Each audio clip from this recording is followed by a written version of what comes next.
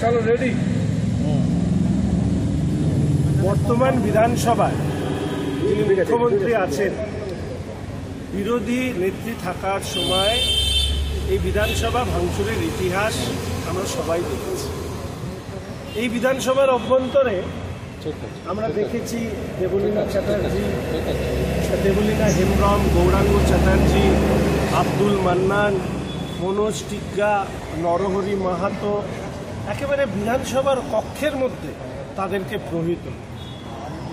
এবারে আমরা লক্ষ্য করেছি যে বিরোধী দলনেতার যুক্তির সঙ্গে পাল্লা না দিতে পেরে বিরোধী দলনেতাকে বারবার কক্ষে সাসপেন্ড করা শুধু নয়, এর আগেও যে বিধায়ক ওনার সাথে যে অসংসদীয় আচরণ করেছেন, আজকে অনুরূপভাবে তিনি বিধানসভার লবিতে যেভাবে বিরোধী দলনেতাকে শারীরিকভাবে নিগ্রহ করবার মানসিকতা নিয়ে তার দিকে ছুটে গিয়েছিলেন, এটা বিধানসভার ইতিহাসে একটি লজ্জাজনক কথা। এই ব্যাপারে ইতিমধ্যে বিরোধী দলনেতা তিনি স্পিকার মহোদয় এবং সেক্রেটারি সাহেবকে চিঠি দিয়েছেন। আমরা ভারতীয় জনতা পার্টি পরিষদীয় দলের পক্ষ থেকে স্পিকার সাহেব এবং সেক্রেটারি সাহেবকে আমরা অবগত করেছি যে অবিলম্বে এর বিরুদ্ধে ব্যবস্থা নেওয়ার, এবং নচেত বা না এই ব্যবস্থা না নিলে যেটা হতে পারে বলে আমরা আশঙ্কা করছি যে বিধানসভায় বিরোধী দলের বিধায়করা প্রহিত হওয়া আর কিছু সময়ের বাকি, এমনকি প্রাণ সংশয়ের মতনও ঘটনা বিধানসভার অভ্যন্তরে ঘটতে পারে। আপনারা জানেন যে এই বিধানসভার অভ্যন্তরে স্পিকার সাহেবের তিনি পরিচালনা করেন আইন শৃঙ্খলা, তার দেখার বিষয়। এখানে West Bengal police, Kolkata police থাকলেও বিরোধী দলের বিধায়কদের যারা নিরাপত্তা দেন সেই সেন্ট্রাল পুলিশকে ঢুকতে দেওয়া হয় না, এমনকি তাদের ন্যূনতম বাথরুমটুকু করবারও সুযোগ দেওয়া হয় না। ফলে ভেতরে আমরা যেটা বাইরে প্রকাশ্যে বলেছি যে তৃণমূলের শাখা সংগঠন হিসাবে ওয়েস্ট বেঙ্গল পুলিশ এবং কলকাতা পুলিশের বড় অংশ কাজ করতে দেখা যায়। ফলে বিরোধী বিধায়কদের নিরাপত্তা কোথায়? এই নিরাপত্তাকে যদি সুনিশ্চিত করতে হয় তাহলে এই ধরনের বিধায়ক, দুর্বিনীত বিধায়ক শাসক দলের, তাদের বিরুদ্ধে ব্যবস্থা গ্রহণ করতে হবে। সেন্ট্রাল পুলিশকে কোনো একটি ঘটনাবশত তিনি বাইরে করে দিয়েছেন তিনি বলেন, কিন্তু আমরা অবাক হলাম একই বিধায়ক প্রথমবারের ঘটনা ঘটার পরে আবার দ্বিতীয়বার যখন উনি এই ঘটনা ঘটালেন, তাহলে ওনার কোন জায়গায় স্থান হওয়া উচিত? দ্বিতীয়বার উনি ঘটনা ঘটানোর সুযোগ এই কারণে পেলেন যেহেতু প্রথমবার ওনার বিরুদ্ধে ব্যবস্থা নেওয়া হয়নি। আমরা উদ্বিগ্ন, বিরোধী দলনেতার প্রাণ সংশয় হতে পারে বিধানসভার অভ্যন্তরের ভেতরে।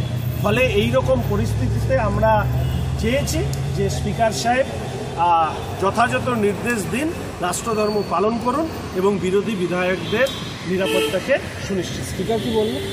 স্পিকার সাহেব জানিয়েছেন তিনি বিষয়টি দেখছেন, বিরোধী দলনেতার চিঠি এবং ভিডিও ফুটেজ পেয়েছেন এবং তার পাশাপাশি মার্শালকে এই ব্যাপারে তদন্ত প্রক্রিয়া শুরু করবার জন্য বলেছেন এবং পুরো বিষয়টি দেখে ব্যবস্থা নেওয়ার কথাও তিনি জানিয়েছেন। আমরা আশা রাখি শুধু ব্যবস্থা নেওয়ার কথা বললে হবে না, ব্যবস্থা নিতে হবে। বারবার ব্যবস্থা না নিলে পশ্চিমবঙ্গে রাস্তাঘাটে এখন সালিশি বিচার ব্যবস্থা, সেখানে তৃণমূলেরই বিচার করছে, তাহলে কি বিধানসভার অভ্যন্তরেও সরকার বা তৃণমূল কংগ্রেস সালিশি বিচার ব্যবস্থা চালু করলো, যেখানে দাঁড়িয়ে যা খুশি করা যায়? বিরোধী দলনেতার সাথে যদি এই ধরনের অভদ্র আচরণ করা যায়, তাহলে রাস্তায় যে জ্বলন্ত উদাহরণ মহিলা, সাধারণ পশ্চিমবঙ্গের নাগরিক, তাদের সাথে যা ব্যবহার হচ্ছে তার একই প্রতিফলন আমরা বিধানসভার অভ্যন্তরে দেখি। মমতা বন্দ্যোপাধ্যায় পুজোর অনুদান বাড়িয়ে দিলেন 1,15,000, এমনকি আগামী বছর আরও 15,000 বাড়িয়ে 1 লাখ। মানে এটা শুধুমাত্র ভোট ব্যাংকের রাজনীতি। দেখুন, রাজনৈতিক দল তারা নির্বাচন বা ভোটের জন্য রাজনীতি করে।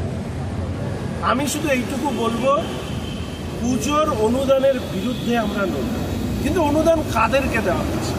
এরকম অনেক বড় বড় ক্লাব আছে যে ক্লাবের চায়ের বিলও এই টাকা দিয়ে দেওয়া সম্ভব নয়, কয়েক কোটি টাকা যেখানে তারা খরচা করছে। কেন সেই সমস্ত ক্লাবকে এই অনুদান দেওয়া হচ্ছে? এর পেছনে যুক্তি কি? একটা যুক্তিনিষ্ঠ অবস্থান থেকে এই অর্থ না দিয়ে উনি রেলমন্ত্রী থাকাকালীন এরকম কিছু মানুষকে পাইয়ে দিতেন। আপনারা জানেন, একজন যার মৃত্যু নিয়ে খুব বিতর্ক হয়েছিল, তার মাকে তিনি সেফটি সিকিউরিটি কমিটির মাথায় বসিয়ে দিয়েছিলেন 50 টাকা বেতন। একজন কাকের ছবি আঁকেন, তাকে তিনি কি ক্যাটারিং নাকি খাবার দেখার দায়িত্ব দিয়েছেন, তার জন্য নাকি 1 লাখ টাকা। অর্থাৎ সরকারি টাকা মানে হরিণ লুটের বাতাসার মতন তিনি ডিস্ট্রিবিউট করেন। আর রেলকে অর্থনৈতিকভাবে সংকটে ফেলে দিয়েছিলেন এই রেলমন্ত্রী থাকাকালীন এই মমতা ব্যানার্জি, বর্তমান মুখ্যমন্ত্রী। ঠিক যেভাবে রাজ্যকে ধারালো সরকার, মানে শুধু ধার করে চলে, বড় বড় কথা বলেন মুখ্যমন্ত্রী।